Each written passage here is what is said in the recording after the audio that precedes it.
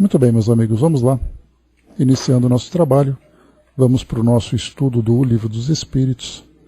Nós estamos na parte segunda do mundo espírita, ou mundo dos espíritos, a partir, aqui no capítulo número 7. E nesse capítulo 7, então, nós veremos da vida espírita, percepções, sensações, capítulo 6, da vida espírita, percepções, sensações e sofrimentos dos espíritos, a partir da questão 237. Kardec fez aqui uma abordagem bastante extensa, né, nesse tema, e já começando desde 1858, lá na Revista Espírita, daquele ano, e aí então ele começou a juntar informações, o que é bem interessante. Só para a gente poder ter uma ideia, separei aqui alguns pequenos trechos, coisas bem pequenas, para vermos aqui o interesse de Kardec nesse ponto, né? Então, cada vez que ele conversava com os espíritos, e a gente lembra, né, chegamos até a falar sobre isso, no nosso estudo da Revista Espírita da semana passada, que agora, a partir de 1862, a Revista Espírita passa a ser muito mais analítica dentro do contexto histórico daquela época, falando sobre, por exemplo, as cartas que chegavam, as situações que o Espiritismo enfrentava. Mas quando nós pegamos de 58 até 59, a grande maioria dos artigos estavam relacionados com aquilo que era uma novidade para nós encarnados, né? Então se falava bastante sobre as conversas com os espíritos, se falava bastante sobre os fenômenos mediúnicos, se falava sobre a vida no mundo espiritual. E aí, naturalmente, quando Kardec, não vamos dizer esgotou, mas quando ele fez essa abordagem básica desses temas, ele passa então a analisar sobre o desenvolvimento da doutrina espírita, a formação do movimento espírita na França, né? Então, pois é, Brás, era assim, o começo era sempre novidade, e Kardec, assim, certamente essas primeiras edições provocaram uma grande revolução no pensamento daquela época, na filosofia, na religião, né? Então Kardec, nesse início, então a gente, como eu coloquei para vocês, né, no início aqui então, em 1858, ele fez, nas entrevistas, que era bastante comum, uma das perguntas mais frequentes que ele tinha era, por exemplo, essa, que ele perguntava aqui nesse capítulo, espera só um pouquinho, aqui no no artigo intitulado Conversas de Além-Túmulo, a senhorita Clary. Clary foi feita a evocação, que era aqui uma mocinha morta em 1850, aos 13 anos de idade, e aí então ela ficou conhecida como gênio da família, né? Como sendo aquele espírito amigo, protetor, inspirador da família. E aí em 57, em janeiro de 57, foi feita a evocação, e uma das questões que Kardec coloca é sempre assim: o corpo etéreo de que estáis revestida vos permite experimentar sensações físicas como o calor e o frio, por exemplo? E ela respondia: quando me lembro muito do meu corpo, sinto uma espécie de impressão, que como quando se tira o manto e se fica a sensação de que ainda está com ele por algum tempo. Então esse aqui é a primeira entrevista. A segunda, Kardec vai para a Rainha de Oude, e a primeira pergunta que ele coloca é a primeira pergunta. Lembra da Rainha de Oude, né? Aquela rainha indiana que trouxe ali aprendizados valiosos para nós a respeito das percepções do espírito e também a respeito da própria impressão que ela tinha sobre a realidade dela agora no mundo espiritual. Então, primeira pergunta: quais as vossas sensações ao deixardes o mundo terrestre? Depois ele vai colocando, avançando um pouco mais uma vez os espíritos respondem, aqui numa pergunta, né? Aqui entrevista, descrição de Júpiter para Bernard Palisse. Então Kardec pergunta para ele, Desde que vens com frequência a esta terra que habitaste tantas vezes, deves conhecer bastante o seu estado físico e moral para que possas estabelecer uma comparação entre ela e Júpiter. Rogamo-te, pois, que nos esclareça sobre diversos pontos. Aí, ao vosso globo venho apenas como espírito. O espírito não tem mais sensações materiais. Então Kardec, mais uma vez, ali recebendo como orientação essas informações. Depois, mais uma vez aqui, através dos olhos que nos vês, por exemplo, e aí uma observação, seguramente os espíritos têm sensações que já percebem. Se assim não fora, seriam inertes. Contudo, suas sensações não são localizadas como quando em um corpo, mas inerentes a todo o ser. Então aqui mais um tema, mais uma entrevista que ele aborda. Bom dia, Marli. Depois daqui, ele vem finalmente aqui num trecho, quando ele fala, né, veremos em artigo subsequente o papel que ele representa nas sensações dos espíritos. A descoberta do perispírito, portanto, se assim nos podemos expressar, permitiu que a ciência espírita desse um passo enorme e entrasse numa via inteiramente nova. Então ali o perispírito se tornando esse agente intermediário e um instrumento valioso para compreender exatamente tudo aquilo que o espírito vivencia, que ele experimenta no plano espiritual. Finalmente, então, Kardec aqui, na edição do mês de dezembro de 1858, ele escreve então um extenso artigo, Sensações dos Espíritos. E ele começa perguntando assim, sofrem os espíritos? Que sensações experimentam? Tais questões nos são naturalmente dirigidas e vamos tentar resolvê-las. Inicialmente devemos dizer que, para isso, não nos contentamos com as respostas dos espíritos. De certa maneira, através de numerosas observações, tivemos que considerar a sensação com o fato. Aí depois daqui ele vai trabalhando também com o São Luís. Em uma de nossas reuniões, pouco depois que São Luís nos transmitiu uma bela dissertação sobre a avareza, inserida em nosso número do mês de fevereiro, um de nossos associados narrou o seguinte fato a propósito dessa mesma dissertação. E aí depois ele vai falar sobre as condições dos espíritos.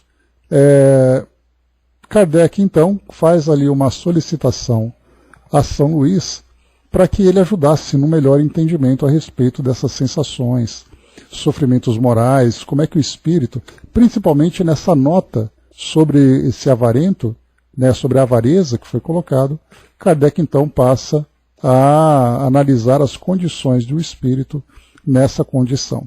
Então esse artigo aqui, que trata das sensações dos espíritos, até aqui a FEB, numa nota de rodapé, coloca para nós aqui para observar a questão 257, que é o ensaio teórico sobre a sensação dos espíritos. E esse ensaio teórico, mais uma vez, lembrando que essa expressão que Kardec utiliza, ensaio teórico, é ali uma proposta que ele publica na Revista Espírita de ideias que foram sendo coletadas e observadas para mostrar ao público tudo aquilo que vem sendo coletado e, ao mesmo tempo, como nós já vimos também sobre isso, estimular os diversos grupos mediúnicos, os grupos espíritas, a também perguntarem aos espíritos e analisarem essas questões e interagirem com a sociedade parisiense a respeito desse tema. Então, lembrando que a Revista Espírita era um veículo de comunicação com todos os grupos e com todas as pessoas interessadas em conhecer a doutrina. Então, ensaio teórico não é um ponto definitivo.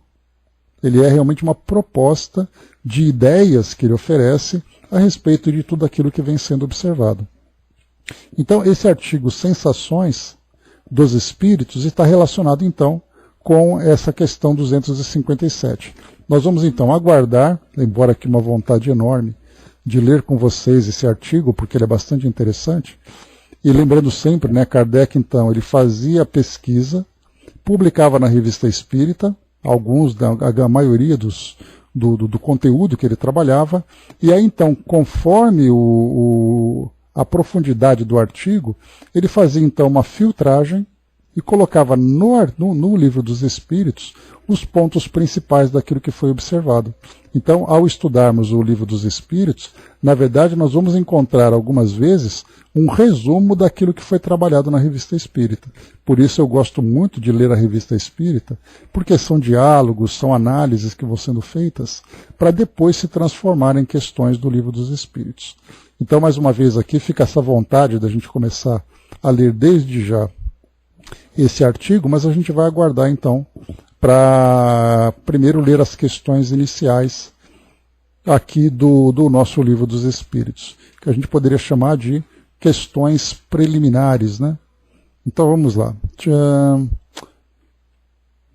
Não, nós vamos deixar quando chegar na questão 237, Cleusa, aí a gente faz a abertura a partir desse artigo e depois a gente lê o conteúdo da própria revista. Mas antes vamos só aqui fazer essa abertura inicial com essas questões, depois a gente trata direto, para não antecipar, né? Porque muito daquilo que está nesse artigo está naquela questão lá embaixo, né? Aqui 237, né? Não, na verdade, a 237 não é nem um ensaio teórico, são as primeiras questões já que são apresentadas, percepções, sensações e sofrimentos, e depois lá no final, deixa eu pegar aqui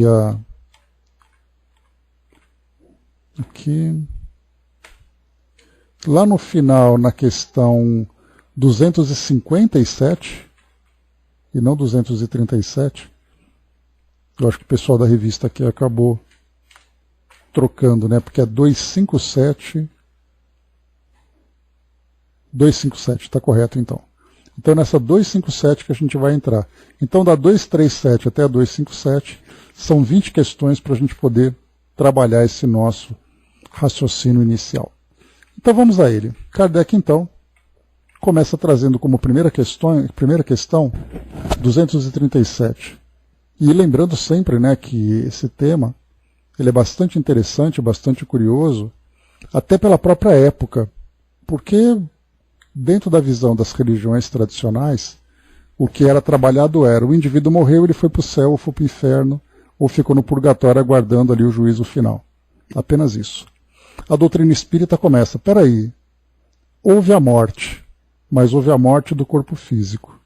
Como acontece o desprendimento do espírito? E aí vem então ali como acontece a desencarnação em si. Muito bem, o espírito foi se desprendendo, como é esse desprendimento? Mas depois que ele desprendeu, ele foi para o mundo espiritual. Como ele se encontra no mundo espiritual?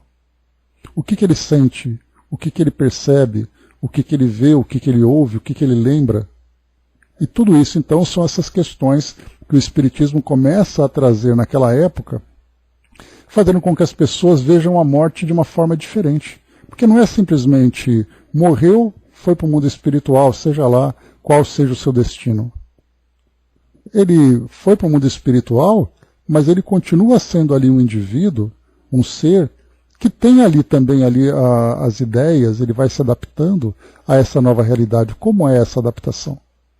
Por isso, então, logo lá em 1858, na primeira edição do Livro dos Espíritos, Kardec já lança essa proposta.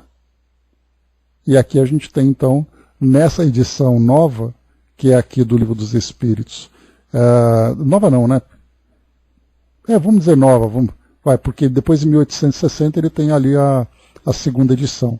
Mas ele então traz essas primeiras questões, e certamente todo mundo que lê começa a perceber, peraí, mas o espírito então quando ele morre, ele continua tendo ali essas visões, não é simplesmente aquela ideia que é passada pelas religiões tradicionais, em que o espírito morre e vai para o mundo espiritual, e ali ele vive a sua vida contemplativa, ou vive a sua vida de grandes sofrimentos, e a única sensação que a gente costuma pensar, ou é aquela ideia da felicidade, ou aquela ideia da tortura eterna.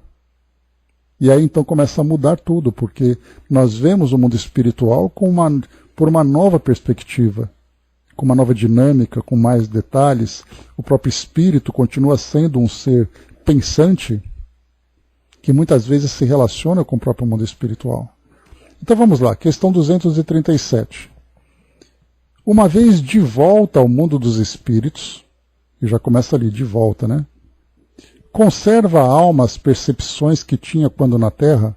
Kardec já faz uma comparação inicial entre aquilo que nós somos aqui no mundo físico e como nós somos no mundo espiritual ou como nós seremos no mundo espiritual.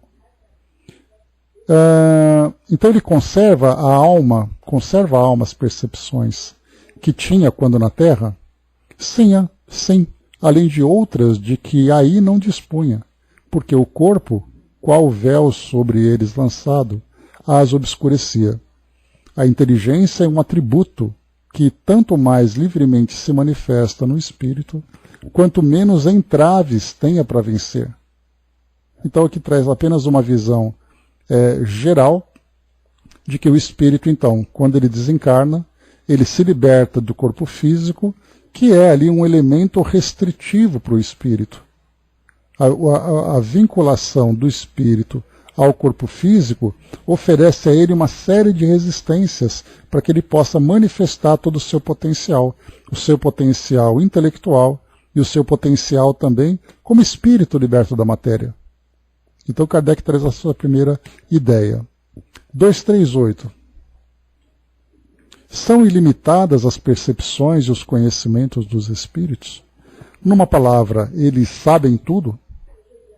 A resposta: quanto mais se aproximam da perfeição, tanto mais sabem. Se são espíritos superiores, sabem muito. Os espíritos inferiores são mais ou menos ignorantes acerca de tudo. Então aqui também já começa a modificar aquele pensamento de uma simples igualdade que tem no plano espiritual. Se o espírito é bom, ele vai para o céu. Mas todos os espíritos estão na mesma condição? Ou se o espírito comete equívocos, comete erros, ele vai para o purgatório, aguardando, segundo a visão católica, aguardando esse julgamento. Para os evangélicos não existe o purgatório, mas ele fica adormecido esperando o juízo final. Mas esses espíritos estão nessa mesma condição? Então a gente vai ver essa grande variedade que existe dos espíritos mais elevados até os espíritos ainda mais ignorantes. E junto a essa variedade, nós vamos encontrar ali as capacidades que eles vão mostrando. Quanto mais perfeito o espírito é, nós vamos entender, e para nós aqui fica simples analisar isso agora. Bom dia, Andréa. Fica fácil nós analisarmos isso agora, porque nós temos ali uma quantidade enorme de informações que nos dão esse entendimento de quem são os espíritos elevados, quem são os espíritos atrasados, mas naquela época essas informações eram básicas e não se tinha nada que pudesse, nenhum tipo de subsídio, que pudesse enriquecer melhor essa visão, esse raciocínio. Então, para nós aqui, mais de 160 anos depois, com essa quantidade enorme de livros que nós temos desde os romances mediúnicos até livros que Kardec foi publicando depois desse período, e outros autores também, nós fomos então juntando várias informações para entendermos o que significa ser superior e o que significa ser inferior. Mas, de qualquer forma, para nós, bom dia, embaixador, de qualquer forma, para nós, vemos aqui então que, de acordo com a evolução do espírito, que significa uma soma de grandes experiências que ele vai vivenciando e se depurando cada vez mais, a sua inteligência, o que significa o seu entendimento sobre essa realidade que ele vivencia, faz com que ele tenha um conhecimento muito maior sobre uma série de situações, sobre uma série de áreas de conhecimento, digamos assim. Desde o campo moral até o campo intelectual, como se dá a nossa evolução, a própria condição do espírito. E aqui no caso dos espíritos inferiores, se tornam também mais ou menos ignorantes acerca de tudo. E os espíritos ignorantes significam aqueles que ainda se encontram muito presos no mundo material, com a consciência, com as ideias daquela realidade, ou mesmo com relação ao seu tempo de evolução. Pelo fato de estar ainda nas encarnações iniciais da sua evolução, ou mesmo nesse estágio de provas e expiações, o seu entendimento é restrito àquele mundo que ele vivenciou. Não é possível que ele conheça mais do que aquilo que ele já vivenciou. Fazendo sempre aquela comparação com a vida acadêmica que nós temos hoje, não é possível que um aluno que esteja nos primeiros anos do seu desenvolvimento intelectual, da sua formação acadêmica, queira conhecer coisas que vão além da sua capacidade, tanto moralmente como intelectualmente. Então, aqui no caso, para os nossos espíritos. Por isso, então, são ilimitadas as percepções e os conhecimentos? Depende. Tudo é relativo de acordo com a evolução do espírito. Questão 239. Conhecem os espíritos o princípio das coisas? E aí são aquelas perguntas que nós aqui encarnados fazemos, né? Como tudo começou, como o universo começou, qual a origem de Deus, qual a origem da vida no nosso planeta, como os espíritos começaram. São perguntas naturais, que ali são perguntas que foram aguçadas, né, na nossa curiosidade, para tentar entender como tudo começou. O espírito sempre busca satisfazer essas questões sobre a origem de tudo. E aí depois Kardec coloca então, conhecem os espíritos o princípio das coisas, conforme a elevação e a pureza que hajam atingido. Os de ordem inferior não sabem mais do que os homens. Então aqui o que ele conhece é a realidade que ele vive. Porque pelo fato dele estar desencarnado e ter ainda o seu entendimento que ele é um ser encarnado, embora vivendo no mundo espiritual, a sua realidade é a vida que nós temos aqui hoje. Então ele entende aquilo que nós também entendemos. E muitas vezes até menos. Porque mesmo estando encarnados, nós temos a possibilidade de expandir a nossa visão a respeito da realidade espiritual, embora na teoria, ou muitas vezes até na prática, através, por exemplo, né, das experiências mediúnicas.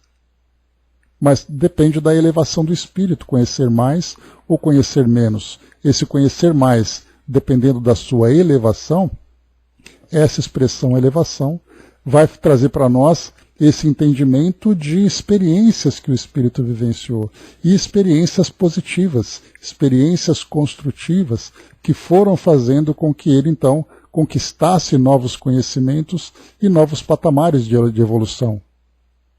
E essa elevação, a gente vai falar em subida, né? Porque essa é a expressão que é utilizada. E claro que a gente vai pensar sempre naquela ideia de que aqueles que estão ainda na base, no início da evolução, estão embaixo. E aqueles que já conseguiram alcançar uma evolução maior, alcançam patamares mais elevados. É o nosso entendimento, né? A ideia de acima, abaixo. Então os espíritos utilizam essa expressão de acordo com o nosso entendimento.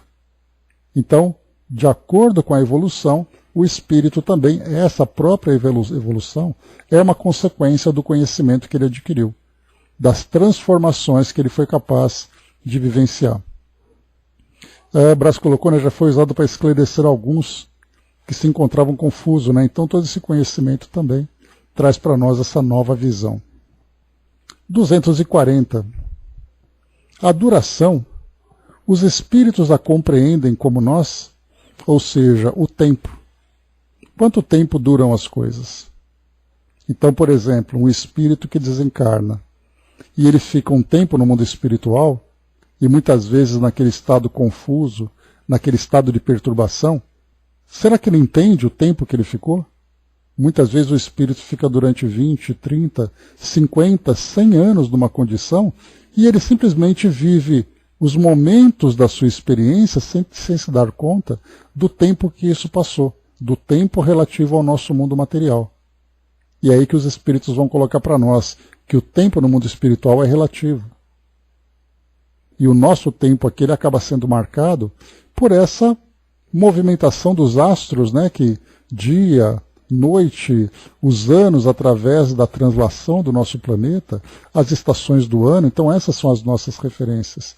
E nós percebemos isso pelos nossos sentidos e de todas as sensações que o mundo material nos oferece. Mas e no mundo espiritual? Quando os espíritos têm uma visão diferente de mundo, será que também se percebe sobre estações do ano? Será que também se percebe sobre dia e noite?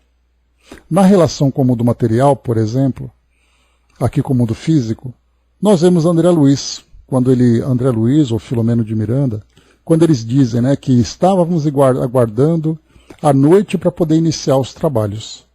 Exatamente porque essa noite é uma relação com o mundo material. E essa noite diz respeito àquele grupo que, dependendo da posição geográfica dele, está à noite, portanto tem ali o momento do descanso físico, da emancipação do espírito, tudo isso. Então dia e noite é muito relativo. Os espíritos têm uma agenda, digamos assim, que está relacionada com o mundo material. É o caso, por exemplo, nossos estudos começam aqui num determinado horário. Portanto, os espíritos que participam conosco precisam estar vinculados a essa agenda nossa. Mas não significa que seja a nossa agenda aqui do mundo material que vai determinar como o mundo espiritual vai funcionar. Porque há atividades que são compartilhadas, o horário, por exemplo, das atividades mediúnicas, o trabalho que é feito, por exemplo, na encarnação, na reencarnação, na desencarnação de um indivíduo. No momento em que alguém está desenvolvendo uma tarefa, os espíritos precisam estar atentos a essa nossa agenda, mas desde que haja um trabalho de intercâmbio entre as duas dimensões. A partir do momento em que se termina esse intercâmbio, os espíritos vivem de um modo completamente do nosso. Dudu colocou, né, a noite é a hora do desdobramento, né, os vínculos espirituais são mais aguçados, né, então por isso que os espíritos relatam bastante para nós isso, a respeito, né, que à noite, por exemplo, nosso mundo tem uma dinâmica diferente. É exatamente aquele momento, tanto positivamente como negativamente. Porque, por exemplo, você influenciar alguém durante o momento de desdobramento acaba sendo muito mais intenso do que durante o dia, quando ele está ali com os seus sentidos focados nas atividades do cotidiano. Mas à noite, quando o espírito se emancipa, ali então ele desfruta de uma liberdade que pode ser para ele positiva ou pode ser negativa, dependendo das relações que ele tem com o mundo espiritual. Portanto, dia e noite também tem esse valor nessa relação entre os dois mundos. Mas vamos lá. A duração, os espíritos a compreendem como nós? Não, e daí vem que nem sempre nos compreendeis, quando se trata de determinar datas ou épocas. Porque isso depende de nós, né? Nós temos aqui a cronologia terrena. Mas e o mundo espiritual? Como funciona isso? Kardec coloca uma pequena observação. Os espíritos vivem fora do tempo, como o compreendemos. A duração para eles deixa, por assim dizer, de existir. Os séculos, para nós, tão longos, não passam aos olhos deles de instantes que se movem na eternidade, do mesmo modo que os relevos do solo se apagam e desaparecem para quem se eleva no espaço. Olha que interessante essa colocação de Kardec, porque ela vai trazendo para nós aqui uma imagem bastante interessante. Quanto mais o indivíduo se eleva, o chão deixa de ter todos esses acidentes que nós encontramos. Um buraco, uma elevação, uma montanha, olhando do alto, tudo isso desaparece. Portanto, o tempo acaba tendo também ali uma referência diferente. É claro que essa informação ela só vem para nós a título de conhecimento, porque nós não podemos ter a pretensão de entender aquilo que para nós ainda é incompreensível. Porque a nossa realidade aqui do mundo material está diretamente vinculada com o tempo. Tanto que todos os dias nós temos os nossos compromissos e o próprio tempo foi sendo estabelecido com o passar dos séculos. Se nós voltarmos no passado, por exemplo, há 5 séculos, como era medido o tempo naquela época? É claro que nós tínhamos ali o tempo geral, de, por exemplo, dia e noite, estações do ano, que era frio ou que era calor. Tudo isso era normal, mas com relação às horas, por exemplo, não tinha relógio. Então eu vou encontrar com você quando o sol estiver lá em cima. Passo na sua casa quando tiver escurecido. Essa era a referência que se tinha. A partir do momento em que o mundo foi evoluindo tecnologicamente, nós tivemos não apenas o desenvolvimento de equipamentos que tivessem maior precisão na medição do tempo, como também na própria relação entre os locais. Porque as vilas, por exemplo, eu vou na sua vila, que é daqui a 10 quilômetros, e eu passo lá meio-dia. Peraí, mas qual é a referência que nós temos de horário em que uma comunidade tinha o mesmo horário de outra comunidade? Foi somente a partir do desenvolvimento da tecnologia e dessa globalização que nós conseguimos estabelecer um tempo mundial, que é aquele, né, de Greenwich, lá na Inglaterra, quando nós temos ali aquele horário é referência para o mundo todo, a partir de uma convenção estabelecida com todos os países. Mas tudo é muito relativo. Ainda assim, nós temos uma grande confusão para nos acertarmos com relação ao tempo. O Brasil, por exemplo, nós temos 4 fusos horários. Desde lá da região oeste até lá no mais leste do Brasil, por exemplo, nas ilhas que pertencem ao Brasil, como Fernando de Noronha e outras ilhas. 4 fusos horários. Na China, por exemplo, que ela é enorme, eles têm apenas um fuso horário. Porque foi determinado com aquele pensamento da grande unidade nacional, de que não importa se você está no leste, ou não importa se você está no oeste, que tem uma diferença de quase 6 horas, o horário é o mesmo para todos. Então olha que confusão que isso é na nossa mente, quando nós falamos com relação a essa questão do tempo. Para os espíritos é algo mais difícil ainda, porque se nós somos dependentes dessas referências cronológicas, no mundo espiritual não há essa necessidade, pelo menos naqueles ambientes mais elevados. Agora, naqueles ambientes mais próximos à Terra, nós vemos, por exemplo, com André Luiz, que nós temos ali agendas, que nós temos ali uma programação nessas colônias espirituais que acabam sendo seguidas. Por isso, para nós é uma grande confusão. Então, falarmos sobre a compreensão do tempo é apenas ali uma informação que os espíritos trazem, mas não esperemos compreender isso porque não é possível para nós. O Brás colocou, né, uma nota topografia intraterrena muito acidentada, onde ficam os umbrais, né? Então é ali uma visão muito mais próxima, né, Brás? A Angelina colocou, né, quando tenho tempo gosto de estudar de noite, né? Acho mais calmo aquele momento que a gente foge um pouquinho da nossa rotina sempre turbulenta, né? A Jerusa colocou, né, o desdobramento está vinculado ao sono, mas penso que não necessariamente precisa ser à noite. Aí a gente vai falar sobre, por exemplo, né, essa emancipação durante a noite, e a gente tem ali o que é chamado de, por exemplo, a bicorporeidade. Talvez seja ali a forma mais material que a gente pode ter, né? Então, nessa bicorporeidade, o indivíduo está num local e, ao mesmo tempo, a sua consciência está em outro local. Mas para ir durante essa questão do dia que a gente coloca, depende muito da condição em que o espírito está.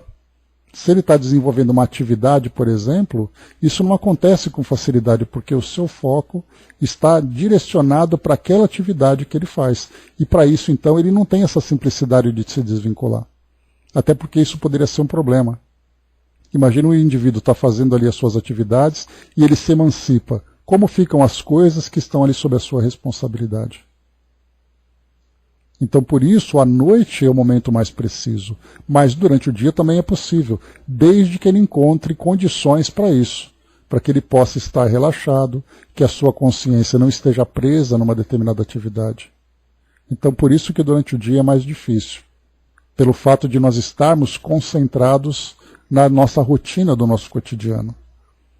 O Dudu colocou, né, desdobramento do sono diurno, o cochilo, é também uma forma de trazer algo que ainda está perdido na memória, que se perdeu no nosso da noite, né? Mas não é uma regra. Então, por exemplo, para o indivíduo estar relaxado, dar aquele cochilo, ficar isolado da correria do dia a dia, é aquele momento em que há o desprendimento. Mas isso para nós acaba sendo até difícil, né? Porque com a correria do cotidiano, como é que o indivíduo vai parar para fazer aquela festa, né, depois do almoço? Então, por isso, geralmente isso acontece à noite, até porque à noite nós temos um relaxamento maior.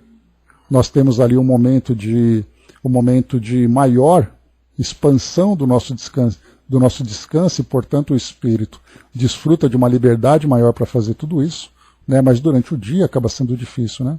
Que se perdeu no sono da noite, isso, então, ali em cima, que se perdeu no sono da noite. Então, por isso, durante o dia é difícil, mas assim, o fato de o espírito estar vinculado ao corpo físico, ele tem ali as facilidades de liberdade, né, do perispírito, por exemplo, que se expande, e nessa expansão o espírito, então, pode desenvolver atividades vamos dizer assim, num patamar espiritual, mas isso se torna mais difícil. exatamente por causa do espírito estar focado no seu dia a dia. Mas vamos lá, então aqui na questão 240, com relação ao tempo, eu queria aqui trazer para vocês Miramês, que vai trazer para nós aqui algumas instruções a esse respeito, que vai facilitar para nós aqui o entendimento sobre isso. Então, só um instante. Vamos entender aqui como ele explica para nós essa questão do tempo. Vamos lá. Então ele diz assim, o artigo aqui no caso, né, o texto, intitulado exatamente O Tempo. O tempo desaparece diante dos instrutores espirituais. Quem vive irradiando a felicidade deixa de perceber o tempo e o espaço. Exemplo. Quando estamos cercados de companheiros cuja presença nos dá satisfação, as horas passam sem que percebamos. Para os espíritos, nos seus trabalhos benfeitores, cuja consciência se encontra na tranquilidade de Deus, o tempo desaparece e o espaço deixa de existir.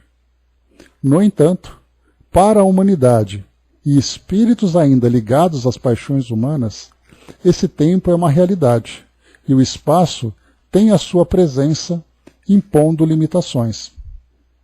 Então aqui já começa, né? Para a humanidade e espíritos ligados às paixões humanas.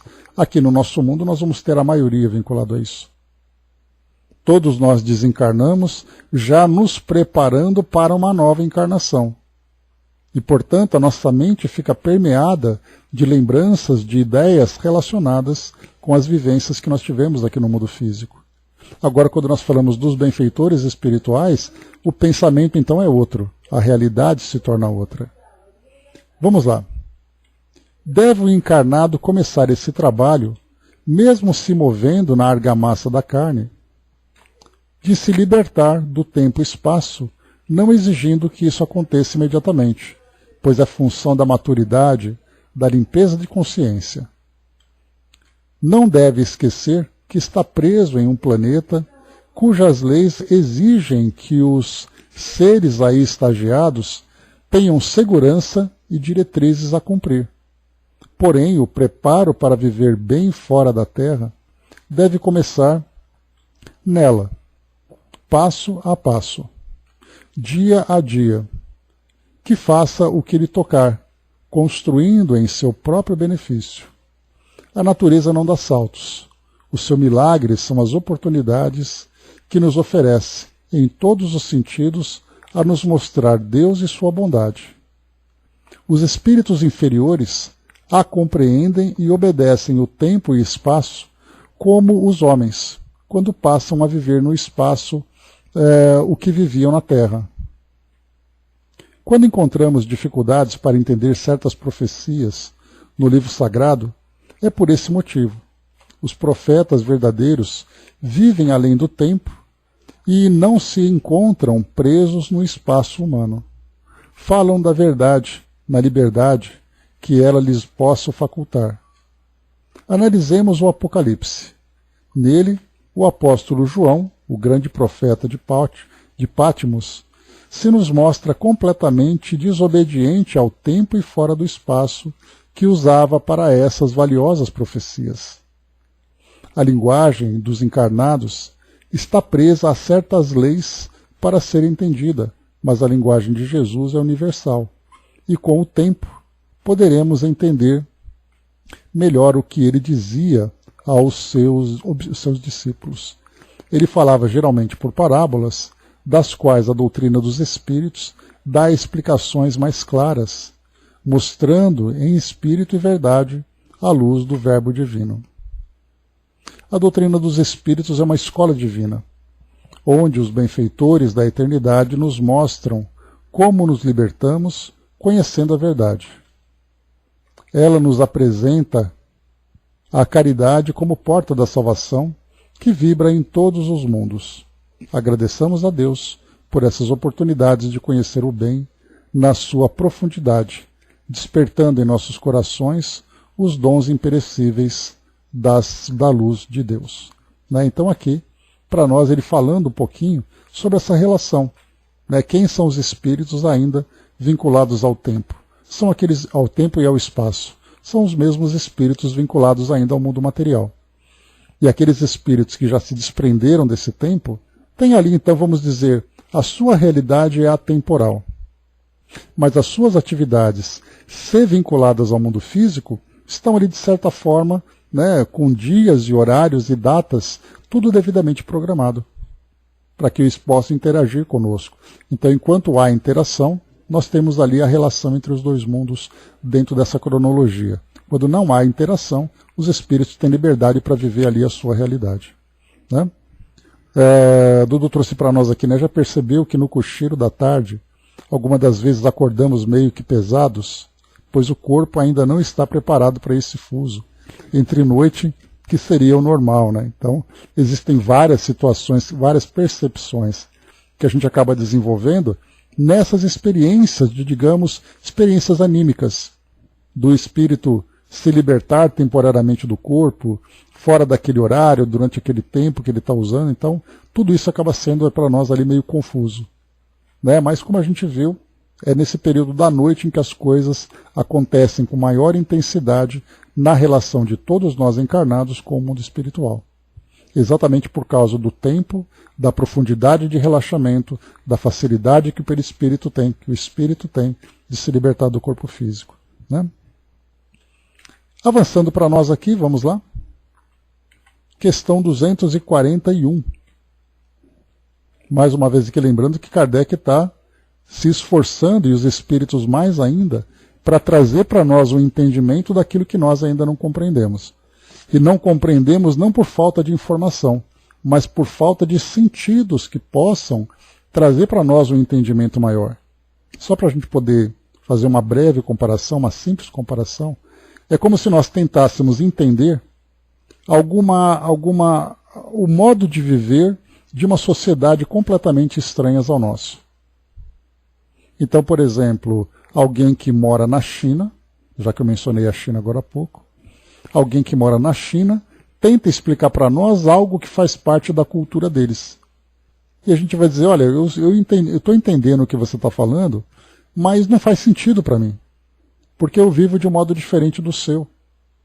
Então, porque essa diferença cultural já mostra para nós como é difícil nós entendermos a vida em outros lugares, com outras pessoas, num outro modo de viver. Se nós temos essa dificuldade aqui no nosso próprio mundo para entender essas diferenças culturais, como é que vocês gostam disso? Como é que vocês vivem dessa forma? Como é que vocês aceitam esse tipo de realidade? E a mesma pergunta é feita por vice-versa. E vocês aí, como é que vocês conseguem viver desse jeito? Então, por que isso tudo? Porque não é que falta para nós a capacidade intelectual de analisar o processo, mas falta para nós o sentido para nos inteirarmos daquilo que está sendo colocado. Por isso o tempo aqui nesse caso no mundo espiritual é assim. Como nós estamos presos no mundo material, a nossa realidade é outra. Questão 241. Os espíritos fazem do presente mais preciso, faz mais precisa e exata a ideia do que nós? Então esse presente que nós estamos vivendo, o hoje, o agora, os espíritos entendem dessa forma? Do mesmo modo que aquele que vê bem faz mais exata a ideia das coisas do que o cego. Os espíritos veem o que não vedes. Tudo apreciam, pois diversamente do modo por que o fazeis, mas também isso depende da elevação deles. Então, mais uma vez aqui, conforme o espírito mais esclarecido, ele consegue ver o presente, e aqui é algo bastante interessante da gente ver, porque o presente visto do mundo espiritual, desse patamar mais elevado, nós podemos entender que o espírito faz uma soma de elementos para poder analisar esse presente. Para nós o presente é o agora, a hora que nós estamos fazendo alguma coisa, aquela atividade que está sendo desenvolvida. Então para nós ele é um sistema linear. Então, por exemplo, a hora passada, a hora retrasada, o ontem, o antes de ontem, semana passada, nós vamos vivendo essa rotina. E a cada dia nós vamos então somando novas experiências. É uma visão linear. Então, para nós, o ontem passou, o hoje é agora, o futuro vai chegar. Para os espíritos, e Kardec fala sobre isso, quando ele trabalha nessa parte anímica, lá no livro A Gênese, ele fala que a visão do mundo espiritual não é ver ali aquele momento da estrada que você está caminhando, mas é você olhar do alto de uma montanha e ver a estrada inteira. E quando você vê a estrada inteira, aquele pontinho onde você se encontrava naquela caminhada deixa de perder o valor que ele tinha. Porque para nós é assim, eu estou caminhando e eu estou no quilômetro 3. Esse quilômetro 3 é a minha realidade. Para o espírito, ele vê toda a estrada, e a estrada toda é a realidade. Vejam como é confuso para nós sairmos dessa pequena realidade que nós vivemos no agora, para aqueles espíritos que estão vendo de uma forma muito mais ampla. Vendo ali aquele conjunto de experiências de um modo a abarcar toda aquela situação, enquanto nós vivemos apenas aquele momento. Por isso depende, sim. Por isso que quanto mais elevado o espírito é, maior é a sua percepção. Quanto mais vinculado ao mundo físico, ainda que ele tenha um pequeno degrau a mais de entendimento, quando ele se encontra adaptado ao mundo espiritual, ele tem ainda dificuldade de se libertar daquilo que é parte da realidade dele. Era parte da realidade quando ele estava encarnado. Por isso que é muito difícil para nós fazermos essa comparação. Nós estamos presos a essa realidade. E nós não temos como simplesmente nos libertarmos dela enquanto nós não primeiro estarmos no próprio mundo espiritual e segundo estarmos no mundo espiritual desprendidos do mundo físico. O tempo, então, para nós traz essa grande dificuldade. E a gente percebe que Kardec vem insistindo nessa questão para tentar fazer com que nós entendamos o mínimo de como é essa percepção do tempo para os espíritos. Questão 242, vamos lá. Eu não estou me prendendo muito, pessoal, porque a gente vai entrar num processo de debate filosófico a respeito do tempo para falar de coisas que nós não entendemos. Por isso, então, só para a gente poder perceber que como as coisas são diferentes, como essas percepções são diferentes quando nós estamos quando analisamos essas duas dimensões diferentes. Porque não adianta a gente tentar adivinhar como os espíritos percebem as coisas se nós estamos presos aqui do lado de cá. Seria uma interpretação completamente errada.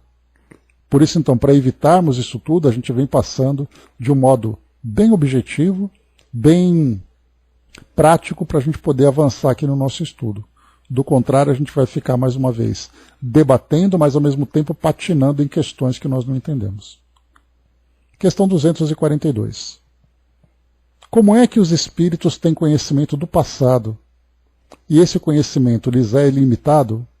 Nesse sentido, esse passado que ele diz é quando o espírito tem lembranças da sua própria realidade já vivida anteriormente. Nós aqui, por exemplo, estamos presos no presente, sabemos que nós, pelo fato de estudarmos sobre a reencarnação, de estudarmos sobre as vidas anteriores, nós sabemos que nós já tivemos tudo isso. Mas nós temos lembrança desses fatos? Não. Alguns têm ali alguns flashes, alguns têm algumas informações, mas a nossa realidade é essa presente. Daí que mais para frente nós vamos estudar sobre o esquecimento do passado.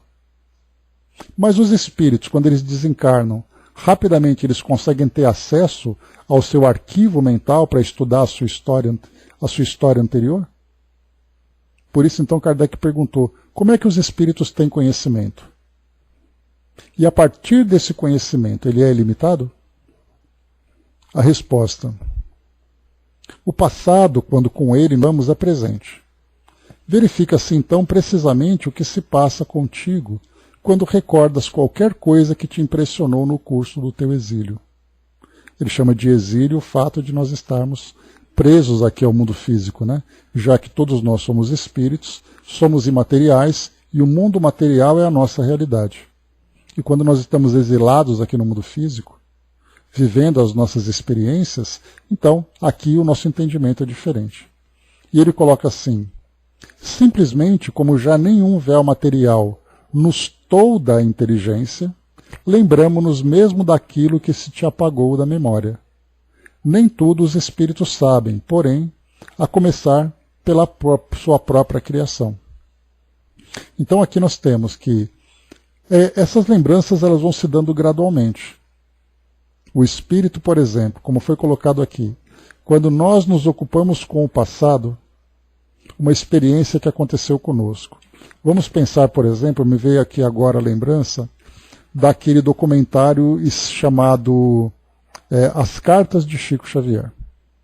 Naquele livro, naquele filme, naquele documentário, que nada mais era do que uma série de entrevistas que foram gravadas, eram familiares, mães e pais, que tinham ali, estavam sofrendo com a desencarnação dos seus entes queridos.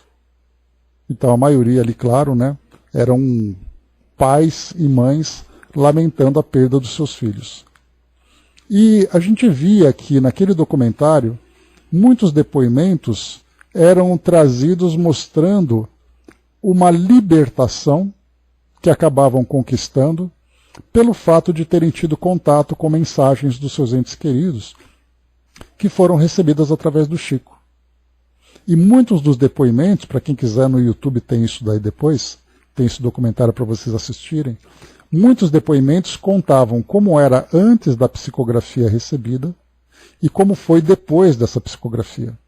E o que eles contavam antes dessa psicografia era uma dor indescritível, em que a vida daquelas pessoas, daqueles familiares, simplesmente pararam no tempo no momento em que aquele ente querido desencarnou. E depois, com a comunicação em que o espírito traz, então, informações sobre eles, traz ali palavras motivadoras, palavras consoladoras, fez com que aqueles pais começassem novamente a reorganizar a vida. Durante aquele período em que eles estavam em sofrimento, o mundo continuou girando, mas a vida deles ficou estagnada. Por isso, eles ficaram presos naquele passado, sofrendo aquela dor extremamente aguda e profunda, que acabou até virando dor crônica pelo tempo que eles estavam vivendo, e eles não conseguiam continuar vivendo suas vidas. Esse é um exemplo em que nós temos alguém encarnado que ficou preso no tempo. Isso pode acontecer em diversas situações. Hoje nós temos, por exemplo, o estudo sobre o luto. E o estudo sobre luto não é apenas relacionado à perda de um ente querido, mas o luto relacionado a grandes transformações que não foram bem processadas. Então, o término de um relacionamento, uma mudança brusca no seu modo de viver, a perda de um ente querido, uma situação dolorosa que transforma a vida de uma pessoa. Quando ele não consegue se libertar daquele fato, ou das consequências daquele fato, ele fica então preso naquele passado. Só para a gente analisar de que forma que a nossa mente trabalha, no momento em que nós estamos ali como foi colocado para nós, aqui pelos próprios espíritos, quando o passado, quando com ele nos ocupamos, é presente. Verifica-se então precisamente o que se passa contigo quando recordas qualquer coisa que te impressionou no curso do teu exílio. Agora, no mundo espiritual, como já nenhum véu material nos tolda da inteligência, lembramos-nos mesmo daquilo que se te apagou da memória. Agora ele coloca um comentário final aqui. Nem tudo os espíritos sabem, porém, a começar pela sua própria criação. Então, nesse caso que nós estamos falando, quando ele coloca como já nenhum véu material nos tolda da inteligência, nós temos que pensar quais são os espíritos que conseguem de fato se libertar desse véu material. Nós não temos nos livros que nós estudamos, por exemplo, com o Chico, com o André Luiz, com o Filomeno de Miranda, contando aqueles casos dos espíritos que desencarnaram e suas mentes estão totalmente focadas num determinado evento? Por exemplo, através dos processos de obsessão, em que aquele espírito deixa de viver e toda a sua realidade está focada naquele desejo de vingança. Ele não consegue se lembrar do passado, simplesmente porque a sua mente se encontra aprisionada naquele foco e ele não consegue, mesmo querendo, ele não consegue se libertar. Que é o que acontece quando eu comentei com vocês a respeito do luto. A pessoa quer continuar vivendo, mas ela simplesmente não consegue. Portanto, esse véu, ele pode ser um véu bastante sutil, que pode ser retirado com facilidade pelos espíritos, como pode ser um véu extremamente pesado em que ele se encontra emaranhado, preso nele, e ele não consegue se libertar. Agora, quando nós falamos dos espíritos que têm essa liberdade de consciência, ela vai então começando a revelar para ele aquilo que havia sido esquecido. Ele consegue se lembrar da sua existência atual, de fatos que foram simplesmente apagados, começa a se lembrar de existências anteriores. E ele vai alcançando ali lembranças que podem para ele ser positivas ou não. Eu já até comentei com vocês sobre isso, quando nós falávamos sobre o livro Há 2000 anos, em que Emmanuel trouxe para nós ali experiências da sua história, do seu passado. Essas lembranças estavam assim vivas, acessíveis, com toda a facilidade para ele? Ou houve a necessidade de fazer aquela pausa, fazer aquele trabalho de resgate dessas lembranças do passado, para fazer com que elas fossem registradas nos livros? Então, o fato do espírito ter vivido uma determinada experiência não quer dizer que ela está acessível o tempo todo, até porque o espírito vai deixando para trás aquilo que já foi vivido, das experiências que já foram conquistadas, para ele focar naquilo que ele está construindo em termos de evolução. Então não é simplesmente nós temos ali toda a nossa história revelada. Qual a utilidade seria disso? O espírito poderia fazer isso? Certamente poderia, a gente vai então deduzir que depende de um processo de concentração, depende de um processo de foco para poder resgatar aquela lembrança. E começando aqui também, perguntou se é ilimitado o conhecimento. Conhecer a própria história, por exemplo, é algo que a gente não consegue alcançar. Seria possível fazer isso? Talvez sim, talvez não. Talvez seria permitido, talvez não seria. Não sabemos sobre isso. Para a gente poder ver como a nossa mente trabalha, quando nós estamos no mundo espiritual agora, sem essas restrições, depende muito do espírito se ele conseguiu se desprender das suas experiências atuais. Aquele que desencarna em sofrimento e não consegue simplesmente esquecer aquilo que ele viveu recentemente, a sua mente está presa naquele foco. E ele simplesmente não se permite ter essa clareza, essa independência de ideias para poder saber a sua própria história. A Andrea colocou, né, ontem de tarde eu estava a esperar para visitar um irmão na UTI. Pensei nesse momento, né, será que meu teste para o que estou a aprender na doutrina, após a visita me veio uma paz, né, agradeci a Deus por estar nela, né, então são experiências do nosso cotidiano, né, que vão trazendo para nós determinados efeitos, né. A Andrea colocou, né, muitos de nós encarnados vivem repetindo os pensamentos do passado e sofrendo. Não vale a pena para encarnados, nem menos ainda para desencarnados. Pois a ideia é essa, né, André? Agora é o resultado da nossa evolução. A evolução, por exemplo, de percebermos que essas experiências trazem para nós determinados aprendizados e quando o aprendizado vem, é hora de seguir em frente.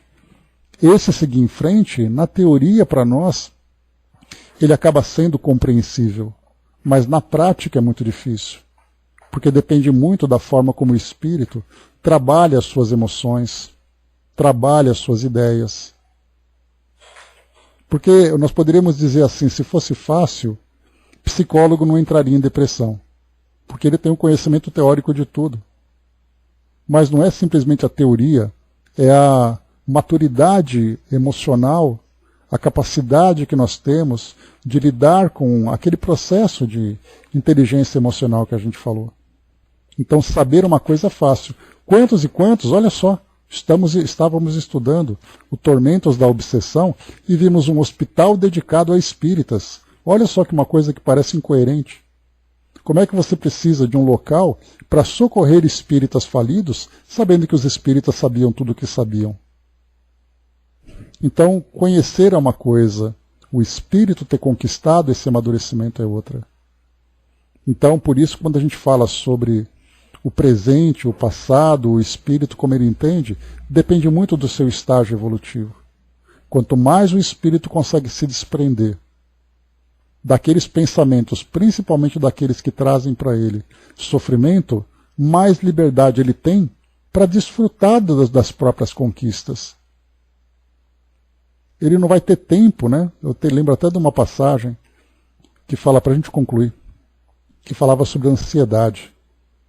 E aí então o palestrante na época, ele dizia assim, muitas vezes você está sentado à mesa, comendo ali o seu prato preferido. E a sua mente está tão focada em alguma coisa que te causa preocupação, que você vai colocando garfada após garfada na boca, e você comeu tudo aquilo que era o seu prato preferido, e você nem percebeu. Você nem deu prazer de degustar aquilo que você gosta tanto, que você aprecia tanto. Porque enquanto você estava de corpo presente se alimentando, a sua mente estava em outro lugar. E é exatamente isso que acontece. Quando nós nos prendemos a determinados fatos, o tempo passa e a gente nem percebe. As coisas preciosas da vida vão passando e a gente nem se dá conta. E é aí então que vem essa maturidade espiritual que nós temos que conquistar. Mas enfim, pessoal, fechando por aqui então, nós paramos aqui na questão 222. Que bom, Sandra, beijinho. 242 e a próxima então 243. Agora aqui os espíritos vão falar então sobre o futuro. Os espíritos têm conhecimento do futuro? É possível nós termos acesso àquilo que, dentro dessa linearidade do tempo, dessa cronologia, saber aquilo que ainda não aconteceu?